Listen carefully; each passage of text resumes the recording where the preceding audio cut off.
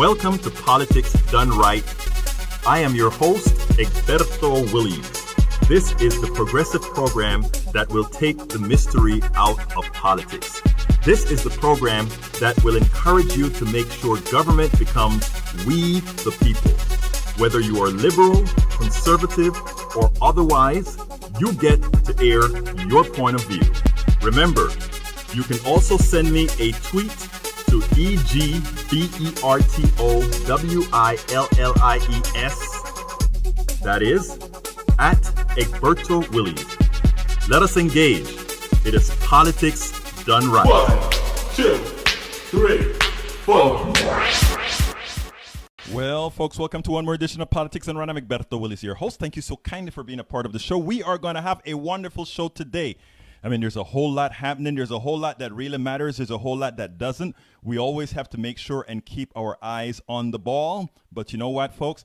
I have a great guest today. I'm going to tell you the story of how it came about this morning.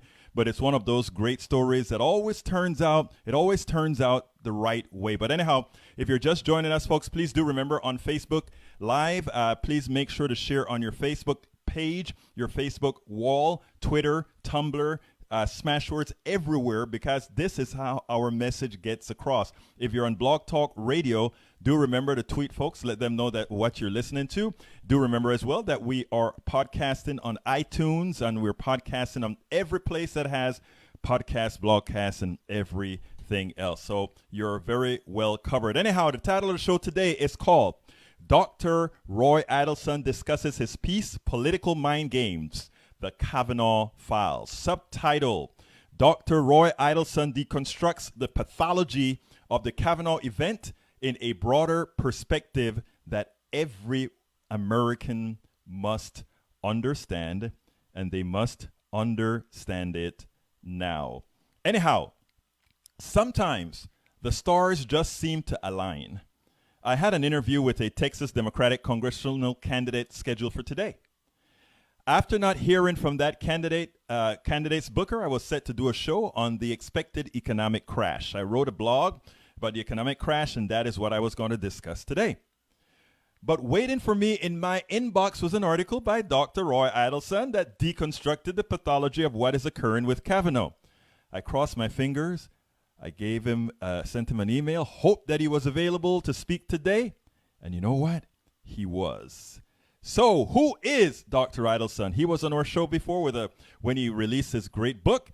Dr. Roy Eidelson is a psychologist and the author of the book Political Mind Games, How the 1% Manipulate Our Understanding of What's Happening, What's Right, and What's Possible. I have a link directly to that book in the blog. Please do go ahead and get that book, if you will, because you would learn quite a bit. He discussed that in detail in a previous presence that he had here at Politics Done Right. The former executive director of the University of Pennsylvania Solomon Asch Center for Study of Ethnopolitical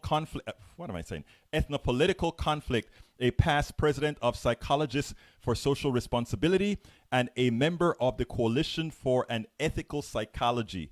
In his current work, Roy focuses on applying psychological knowledge to issues of social justice and political change.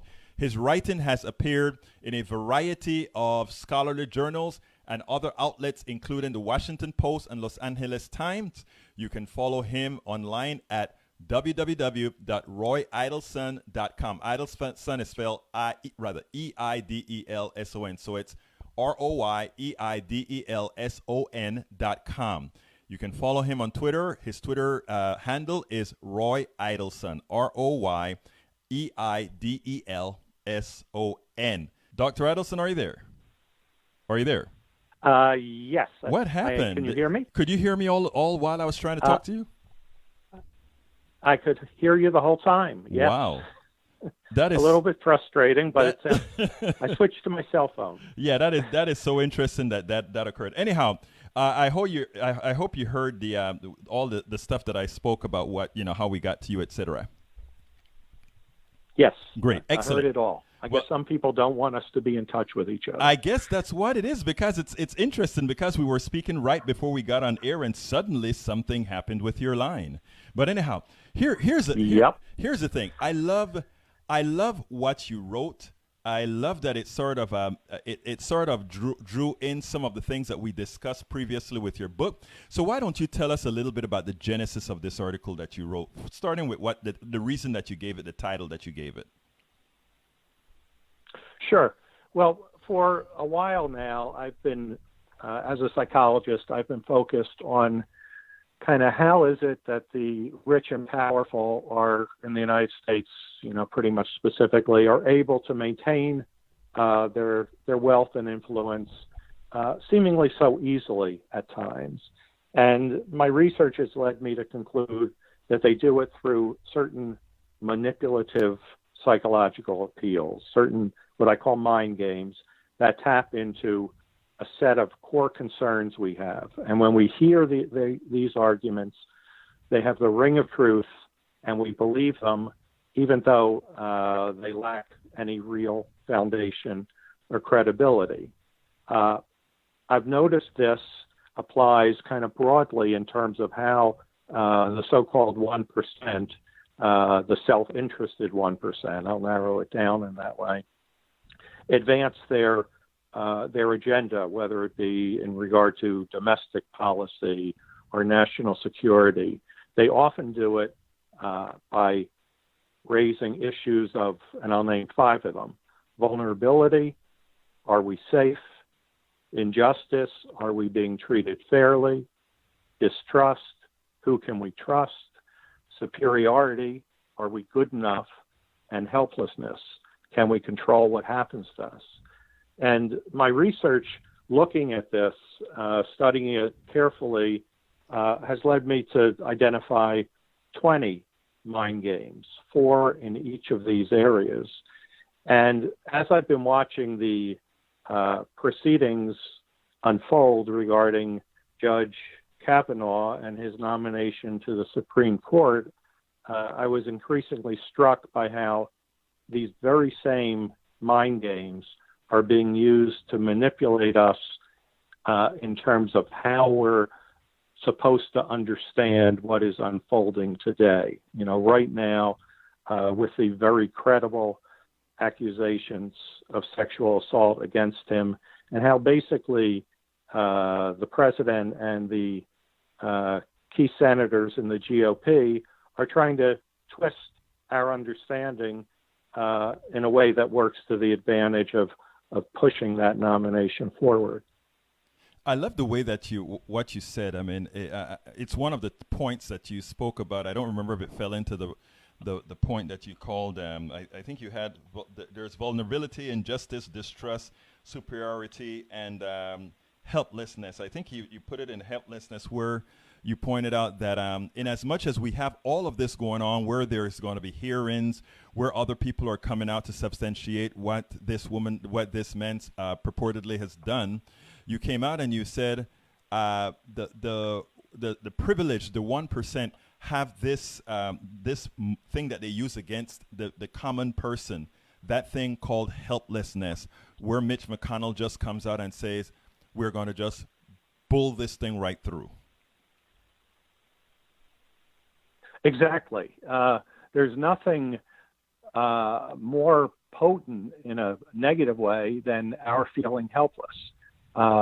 Feeling helpless basically will sink any endeavor that we undertake. If we don't think we can control the outcomes in our lives, we give up.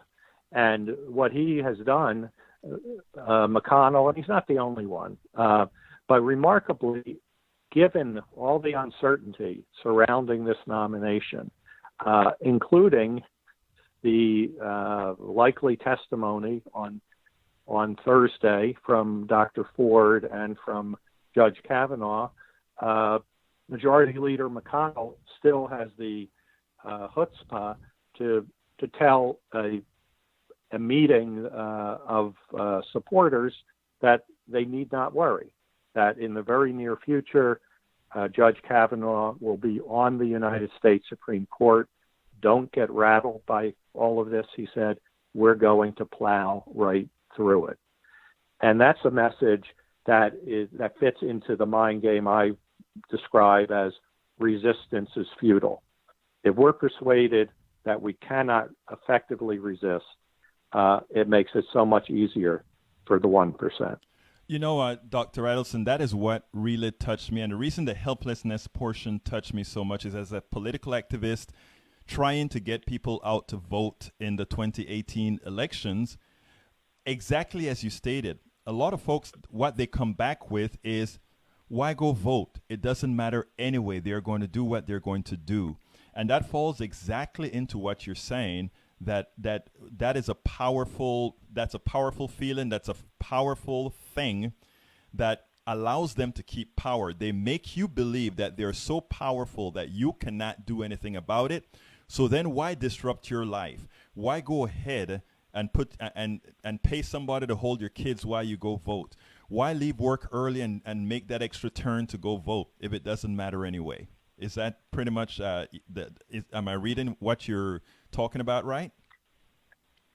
Right. I agree with you. We make it in this country far more difficult to vote than other countries. It's not a national holiday. And in other ways, some people want it to be difficult for people to vote. And that typically is those who already have wealth and power and want to maintain the status quo. But I would add to what you're saying, I agree, but part of the problem, part of what also can make people feel helpless is the sense, rightly or wrongly, that there isn't that much difference between the candidates they can choose between. Often there is a difference, but too often the difference isn't big enough. I mean, if we don't, those who would most distinguish themselves as progressive candidates, for example, most distinguish themselves from the mainstream, from the status quo, who would bring us the kind of changes we need, whether it be Medicare for all or higher minimum wage or tackling climate change seriously. They have a very hard time becoming a major party candidate, too hard a time. And some people, some prospective voters decide there's not enough of a difference between these two candidates. I'm not going to make a choice. I think I read, and it was kind of striking to me, just earlier this week, maybe, or last week, that there was a poll of voters or potential voters who chose to sit out the 2016 election, presidential election. Right. And they were asked, what would they do if they could do it over again? And what's striking is that, as I recall, over half of them said, again, they would not vote. That is amazing. So, yeah, even what we have seen in the past year and a half, not enough to get everyone, out there and voting. They still would have decided between those two candidates, they're going to sit it out. I'm not saying that's right. I'm just saying it would be interesting and encouraging if there were bigger differences between the candidates that we choose between. Well, that is what we need, and I tell you, that is what we are fighting for right now. That's why we have programs like Politics Done Right, and that's why we are out there in the field, and that's why we're at Netroots Nation, and that's what we're doing. The progressives are starting to, again, try to assert themselves.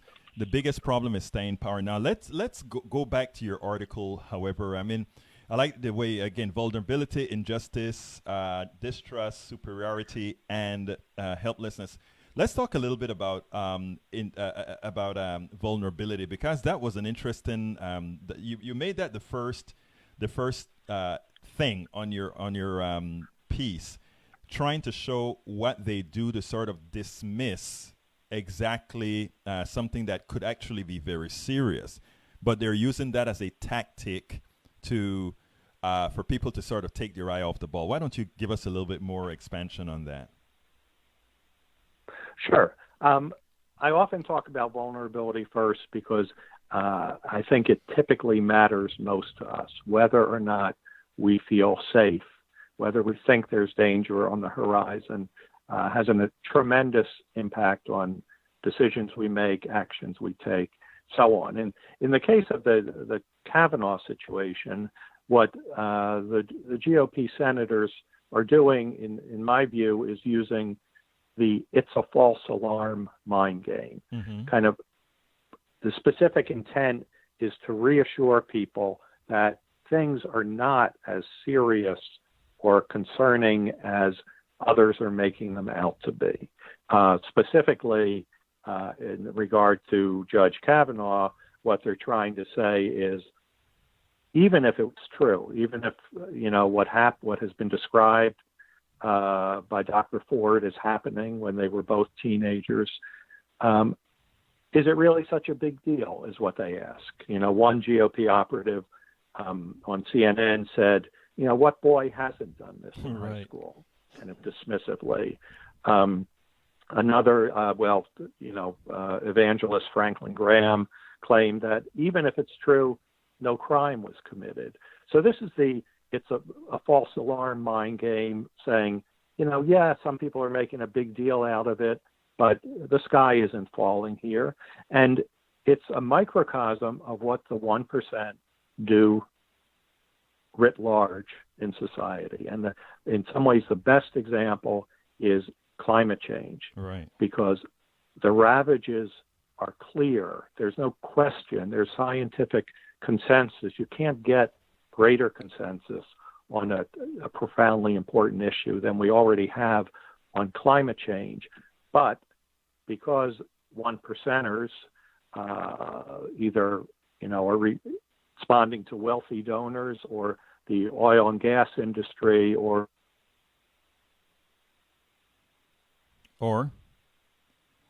I think we lost you again, Dr. Eidelson. If you may want to call back in again, because you just there's not enough evidence. Yeah, go ahead. You're back. So it's the same situation that we have. Climate change is a disaster, and yet those who benefit from the status quo are trying to reassure us, and at the extreme, deny it. And in the Kavanaugh situation, again, the GOP, the Trump administration are trying to reassure us, these stories, these events, they don't matter. Right. Let's not let them distract us. That is amazing. Now, before we continue, I'm speaking to Dr. Roy Eidelson, psychologist and author of Political Mind Games. He wrote an excellent article yesterday, and I wanted to talk to him about it, and he's given us a rundown completely on it. I also want to do a shout out to Sapphire Sky, who asked for us to please go to the link, enter GGWCUP and vote for climate reality now. I thought it was a good segue since, Doctor, you're talking about climate right now. And that absolutely. Yeah, that link is at https app2.sli.do/event/AFP0XQ0R/polls. Just go ahead, folks, and go to the show and click on the link. She has it right there, Sapphire Sky. I hope it works out for you. Okay, Dr. Eidelson, the second item you brought up was injustice, and I love that because it is sort of like, oh my God, I am rich, I am loaded, and I have done all these things, but why do you hate me, or why are you treating me so badly? Why don't you go on that one? That's right. We're the victims mind game, where 1%ers try and kind of turn the tables on us in regard to our thinking, and they present themselves not as perpetrators of an extraordinarily unequal society, right. Not the cause of that, but in fact somehow victims because people pick on them, because people complain, because people are upset with billionaire tax cuts, and somehow we lose sight of the fact that they work so hard to earn their billions of dollars. It's that kind of sentiment and message that we see, in regard to economic issues in general, when those who have more than everyone else want to defend how that has come about and why it should stay the same way. And it's clearly a part of the Kavanaugh proceedings in regard to how various senators are expressing, tremendous upset at, what this is doing to Judge Kavanaugh's life. The horror of being accused of something like this. Without even thinking about the case that being. Without thinking about the horror. What's that? Without thinking about the horror that these women likely went through psychologically, that is. Exactly. It's the women who have been assaulted are the victims here. It's not those who have been the perpetrators, and that one can say that in so many situations. I mean, it's more and more obvious, and it doesn't require. In this case, the accusations are certainly credible, so one doesn't even have to be sure. There's every reason in this case to believe Dr. Ford, and yet the GOP is coming out with messaging focused on how awful it is for Judge Kavanaugh to have to go through this. Now, that injustice piece fits this so perfectly. Now, let me ask you something. This is sort of a little segue before I go to the third item here. And what is it within some folks that have no reason to support? Let's say I always talk about the 10% being the guardians of the gates for the real folks that are rich in this country, meaning that for some reason there are these people that are there to defend those who really don't care anything about them, but they're always defending them. And we can go to Appalachia as well and can see how many of those people would defend people that really don't give a rat's about them, if you understand what I'm saying. What's the pathology there? Mm-hmm. Well, in part, people who are struggling are looking for change. And if they think someone is going to bring that about, if they've grown disappointed with the current situation, they're going to look for a savior, so to speak. And they'll make mistakes. Not always. Sometimes such people who can kind of help move us forward in a positive way come about. But if you're struggling and the current situation has not worked out for you and the current leaders haven't, then there's the risk that you're going to end up siding with those who are able to present themselves as concerned about your welfare, even though they're not. So I think that's part of what goes on. I'm not sure if that's a direct answer. No, actually, that's your question. Yeah, I think it does. Because again, you wonder why they're not in the same socioeconomic field. They're not in any of these things. But somebody like Trump did come out and say, "I am going to make lives better for you." You've always seen Democrats. You've always seen Republicans. I'm neither. So some did take a chance on that, I guess. Above and beyond the other issues that we know about. Now, you also talk about distrust. Why don't you explain the distrust portion? Sure. In general, well, distrust is one of the 5 core concerns I think we have. Yes. And we tend to divide people or groups into those we think are trustworthy and those we think are not. And it really matters a lot where we draw that line. One of the mind games that the 1% use to tell us, don't believe them, don't believe low-wage workers who are saying the conditions in their factories are awful. Don't believe prison reformers who are agitating about for-profit prisons. Don't believe anti-war activists. The message that's often used from the 1%, the mind game, is they're devious and dishonest. So they will try and discredit those who are trying to change things, either for the better for themselves or for others as well. That if we are told that what they're saying isn't true, that they're untrustworthy, that they're deceitful, then unfortunately, even though they may be entirely honest in what they're saying and what they're trying to accomplish, we don't believe them. And if we don't believe those who are suffering and disadvantaged, we're less likely to have compassion for them. We're less likely to build solidarity with them. In the same way, in the Kavanaugh microcosm, what the GOP is trying to do is paint this as a situation where all kinds of manipulation and deceit is going on, and that's what Dr. Ford is about. That's what some of the others who have alleged sexual assault are about. And there's no basis. They have no evidence to support.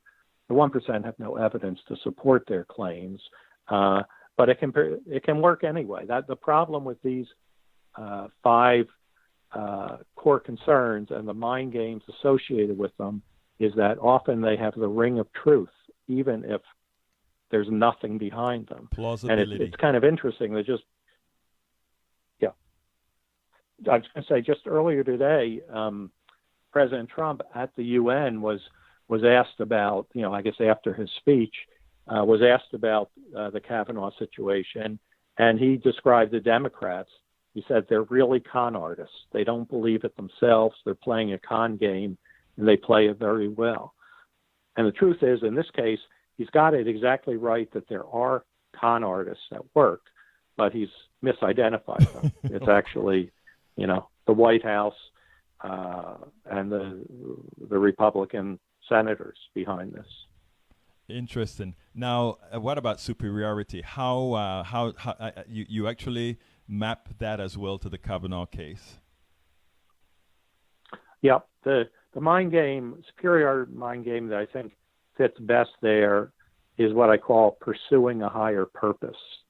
And we see this more broadly whenever the government or powerful forces or corporate America pursues an agenda that includes some really awful things, but they will say, okay, even if that happened, you got to consider the context, and you got to realize that we are trying to achieve something really wonderful.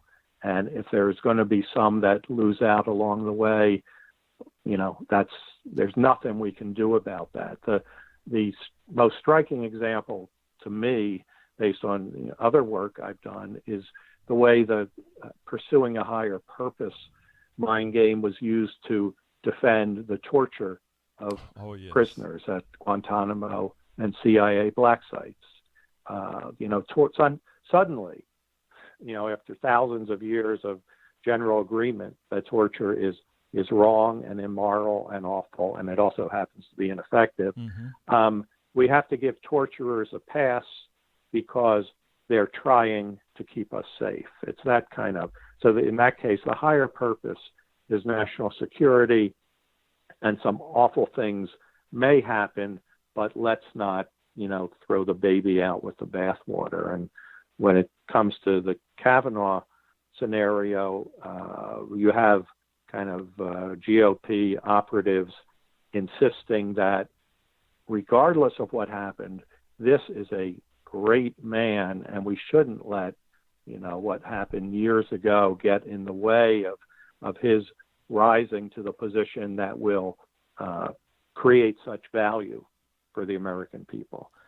That's probably not what the broad American people are going to get if Kavanaugh becomes part of the Supreme Court, but that's the claim, that these small things, and they're presented as small things like sexual assault as a teenager, need to be discounted because this is someone very special. This is an exceptional person.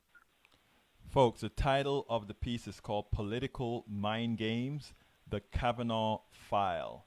It's a must-read. Dr.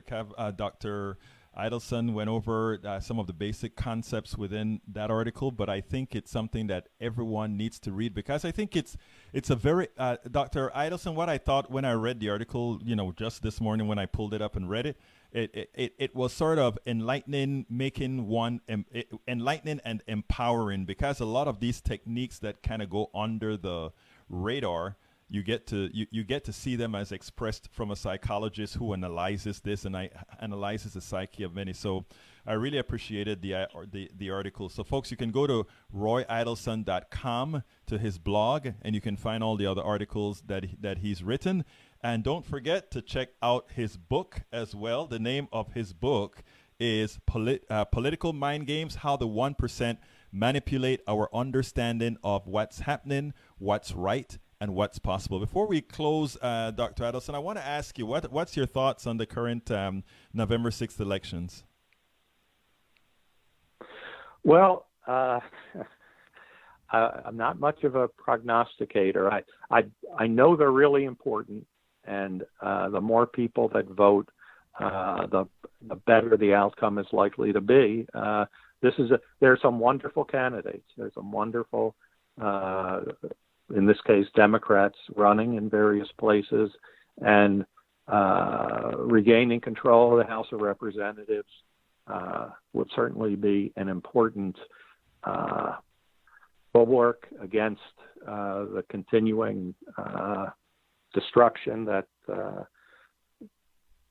White House and the Republicans have wrought, and taking back the Senate, if that can happen too, even better. And again, I'll just reiterate the progressive candidates. We need them to lead us forward. Absolutely. So anything you want to add real quickly before we go, sir? I think that's it. I really appreciate the opportunity to talk about these ideas.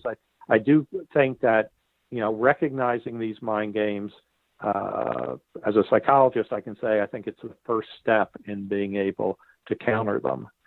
They kind of, they're like the water we swim in or the air we breathe. That's how prevalent they are, and that's how easily the 1% have vehicles for promoting them.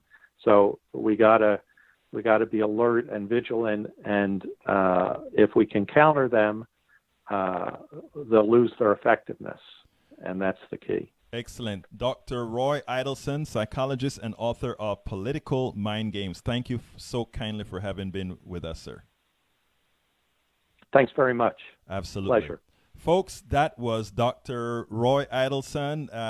I love his work. I love to read his material, and this one really touched me this morning. I said, you know what? I turned things around to go ahead and start doing what we needed to get done. Anyhow, folks, we're going to have a great show. But before we go to the show, you know what I want to remind you guys, and that is that this is a progressive show that needs your support. So please go to patreon.com/politicsdoneright. Again, that is patreon.com/politicsdoneright. Be a subscriber. The only way we are going to get our message out is if you become a subscriber and continue to allow us to do the things that we need to do, to go to DC, to go to California, to go to these other places, these conferences, to go to, this is how we are going to do it. This is how we're going to do it. We need your support. Please go to, again, patreon.com/politicsdoneright. And you know what? There's something else I want to tell you. This week, guess what I'm going to be doing this week? This week, I am almost done. I am almost done, folks, with the introduction of the book. I think you're going to like it. And so please go ahead. We have some pretty good, those of you who become subscribers, pretty darned next to nothing. You're going to get the introduction to the book. And that, as you can see, that's a book on the screen there. How to Make America Utopia. We're going to talk about the introduction starts with all the questions, right? All the questions. Why? And it pretty much ties in very well with what Dr. Eidelson had to talk about as well. Because a lot of the whys, a lot of the answers to the why, a lot of times have to do with how our psychology works. And if we can solve that, then, you know, there are pieces of this article and other things from Dr. Eidelson that's going to make it in the book, because these are studied items that we understand how people's psyche work.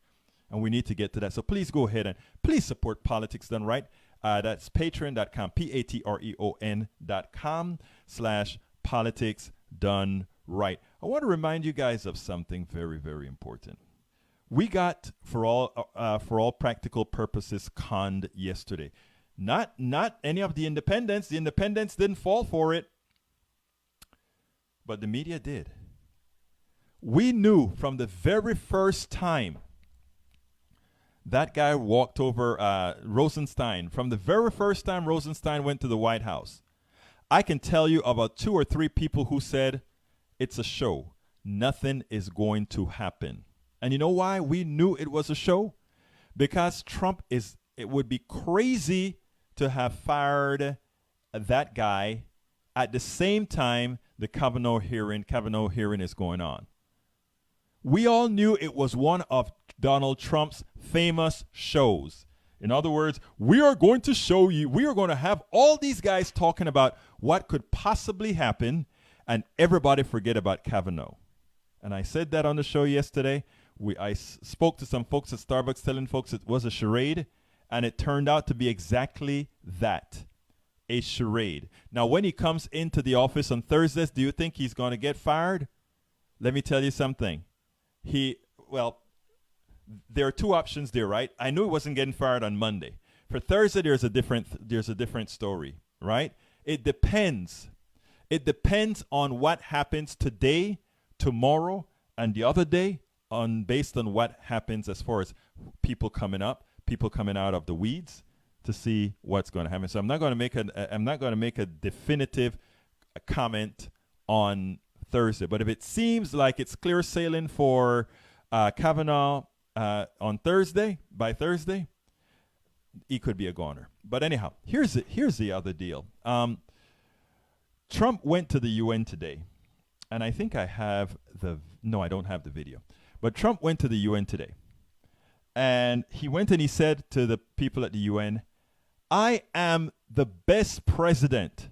I've accomplished more in my 2 years than most presidents, if not all presidents, that ever governed this country.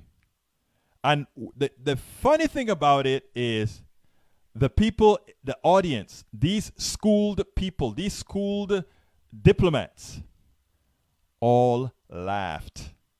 And then Trump said, I didn't expect that response. The guy is a joke internationally.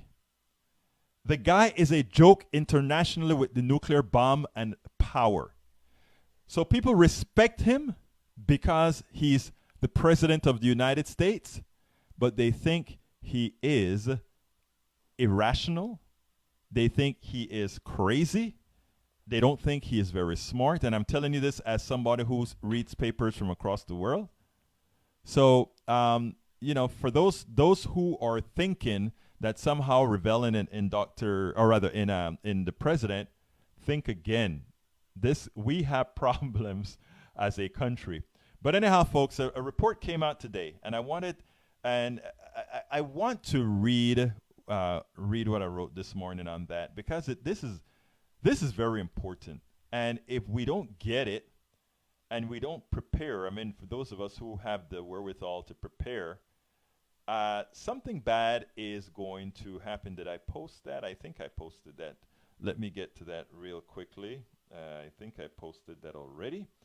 I'm going to get to it right now. But anyhow, it has to do with the coming crash. What I want to tell folks is Donald Trump is touting a whole lot right now. He's touting how much he's doing. He's touting how great the economy is. All that kind of stuff is being touted right now. The truth of the matter, it is smoke and mirrors. And as soon as I can get to the piece, I want to read it for you. Okay, I think I can. There it is. The title of the piece that I want to get to you is called, and the title came from how a whole lot of people felt. I don't know if you remember in 2006 how the markets were doing. The title of the stuff is Euphoria. Now a crash worse than the Great Depression may be imminent. And here it goes. This is, actually I forgot to play my music.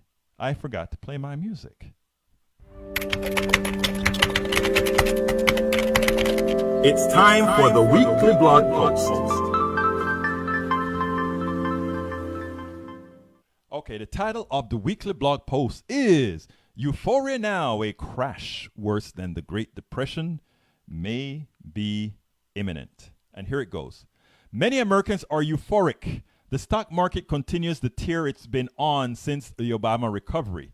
Trump inherited it and added gasoline with an irresponsible, unpaid for tax cut scam that is currently providing a sugar high for the capital holding class. So yes, all those numbers that you're seeing is not for you. It's for the capital class. You're hardly even getting the crumbs that the capital class is dropping from their tax cuts. Most Americans are waiting their turn for the crumbs that will never come. Why? A crash tantamount to greater than the Great Depression may be on its way.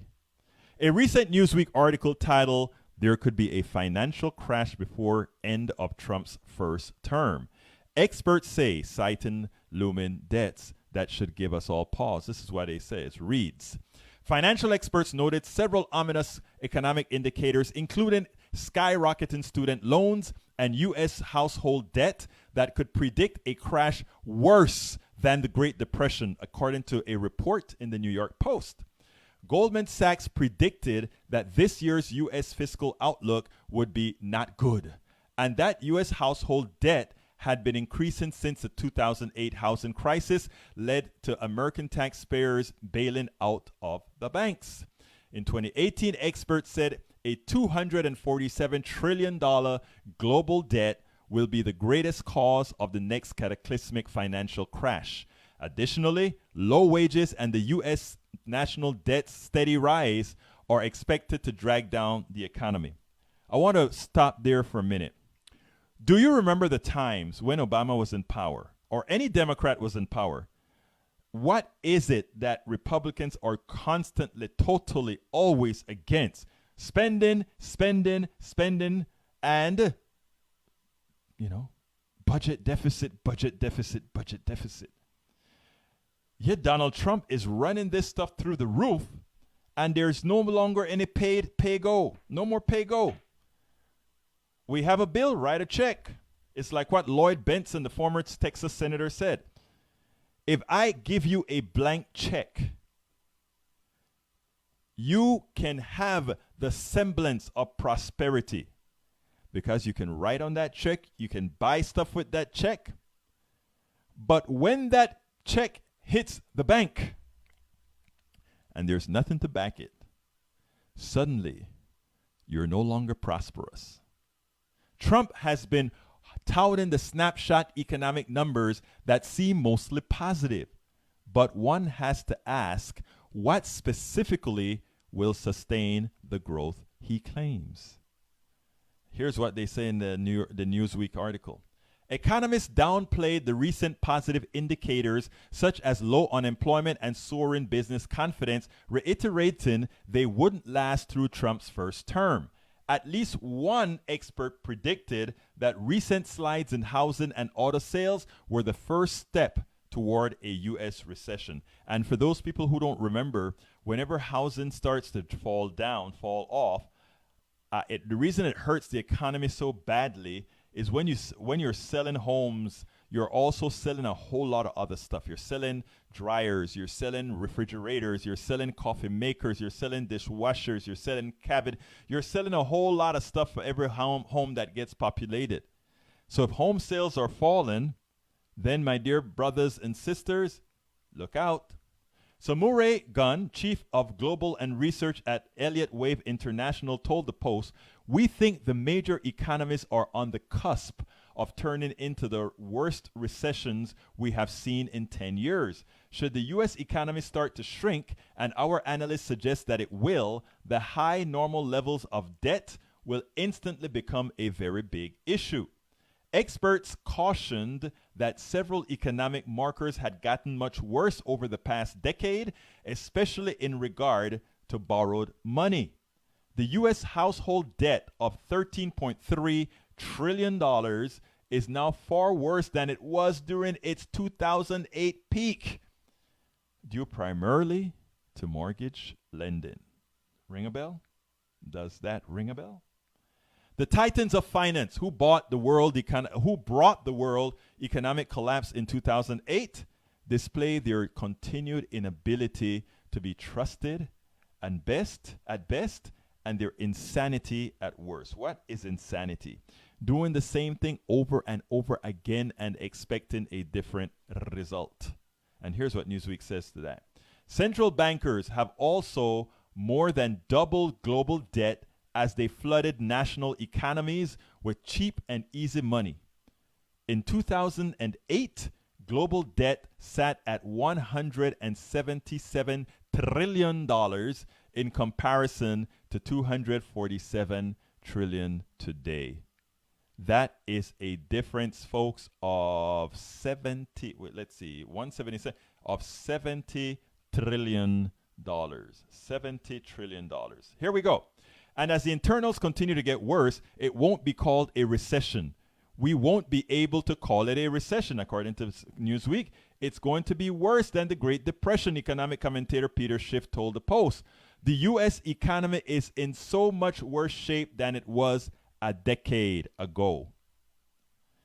I don't know what Trump's going to do, because he's touting this economy as his and all the great things that he's doing. Of course, what they did is they blew up the budget, so that's going to have a severe impact on anything we can do to recover. So I don't know. But anyhow, continuing. The Trump administration, along with the Republican court's irresponsible tax cut scam, was not enough. To them, it is necessary to make it even worse with their tax cut scam 2.0. And while Trump is blowing up the bubble with his scams, the crumbs are not getting to the middle class Americans who believed he was going to the White House to or for them. Robert Wright said it best. Here are 3 reasons why reducing capital gains taxes would be another tax scam for the rich, which is a tax scam 2.0. And it goes as follows. The people who get most of the benefits are already richer than ever and pay a lower effective tax rate than they have had in decades. An estimated 63% of the benefits of this proposal would go to the wealthiest 1/10 of 1%, while the bottom 80% of us would get only 1% of the benefits, according to the University of Pennsylvania. The cost of this change would be a whopping $10 billion a year. And when we ask for peanuts for other things like school programs or whatever, we can't get it. But they don't mind giving $10 billion away to those folks who are paying taxes. I mean, to those people who are getting tax breaks, they don't mind. Trump and his administration say they have the power to make this change by themselves. You see how fascism starts, right? They know that they don't have the wherewithal to get it through Congress, so what are they going to do? They're going to say, oh, wait a minute. When Congress passed this law, they gave us the power to do it. Anyhow, since we're coming up with only 10 minutes left to go, let me go to my peeps. Let's see. I took care of Sapphire already. Mike Cisak. Accusations aren't credible at all. Every single person that could have backed up the accusation have said the opposite.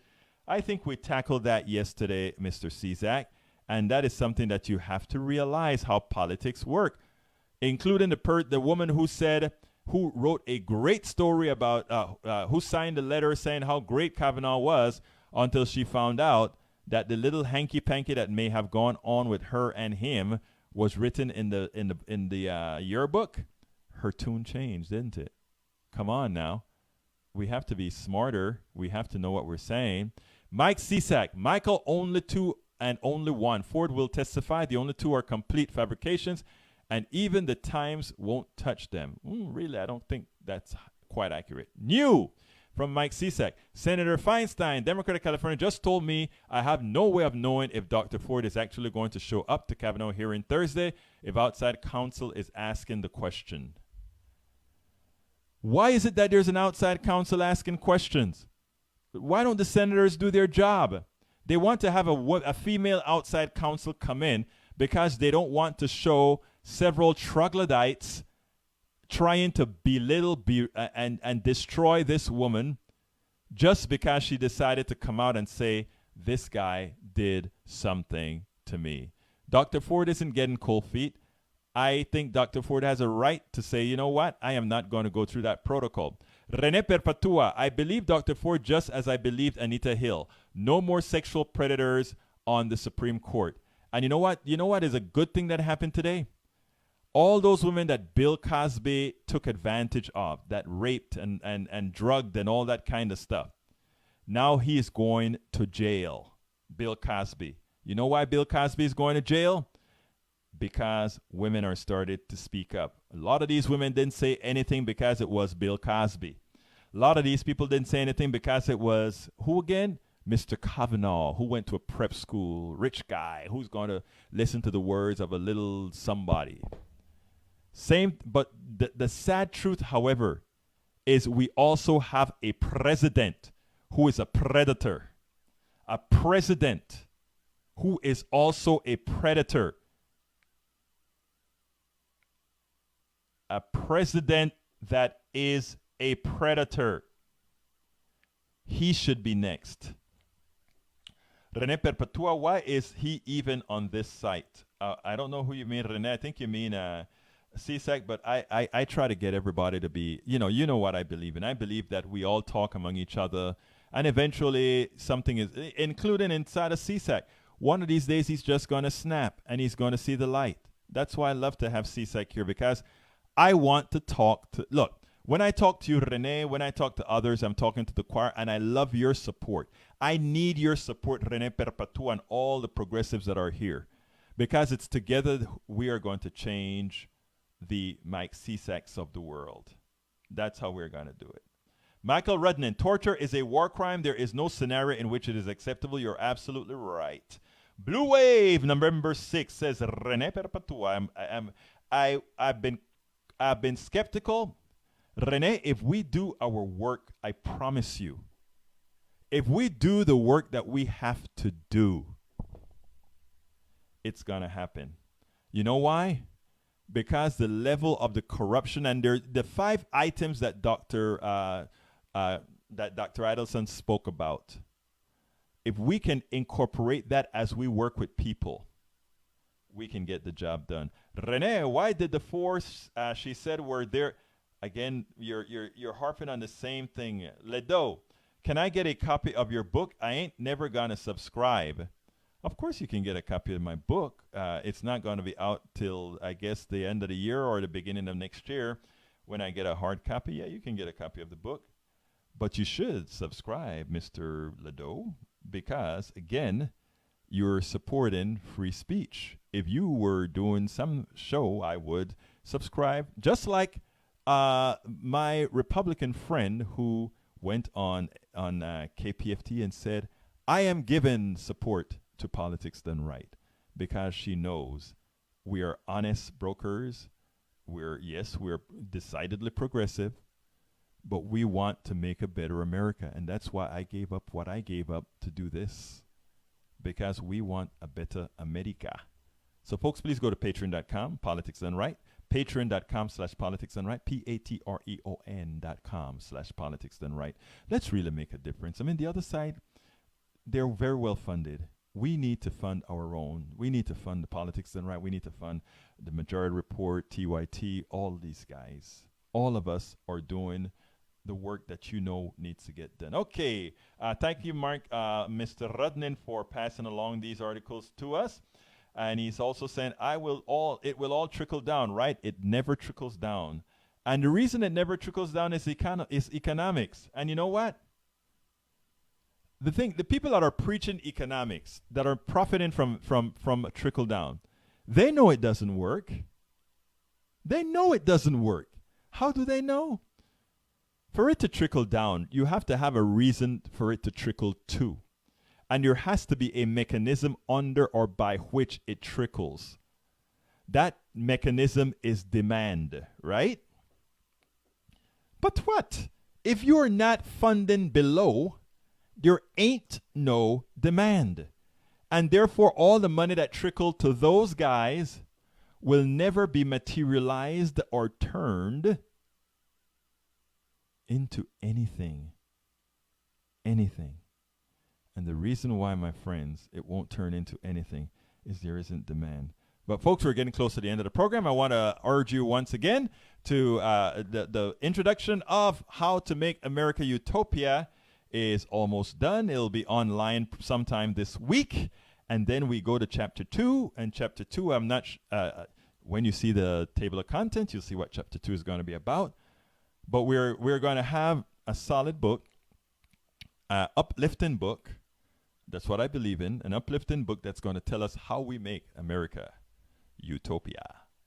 How do we make America utopia? So why don't you subscribe? Patreon.com, patreon.com/politics done right. Let's get busy. Either just subscribe for the book or be more generous and subscribe for be altruistic. And let's go ahead and make sure we can move forward. Without you, there ain't no movement. Without you, there's no movement. This is Politics Done Right. My name is Egberto Willis. I thank you so kindly for being here. I want to thank Dr. Eidelson for coming on to the show at the last minute because I thought that was a very important concept. I want you to go read his piece as well. I'm going to blog it in a little bit as well. Because, folks, this is how we are going to move forward. This is how we're going to make it. Again, my name is Egberto Willis. This is Politics Done Right. And you know how I end this, baby. I am out.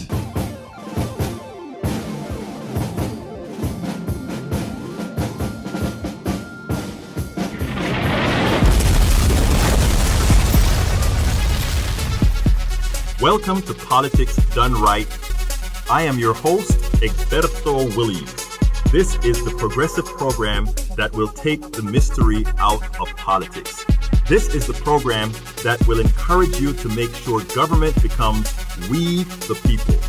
Whether you are liberal, conservative, or otherwise, you get to air your point of view.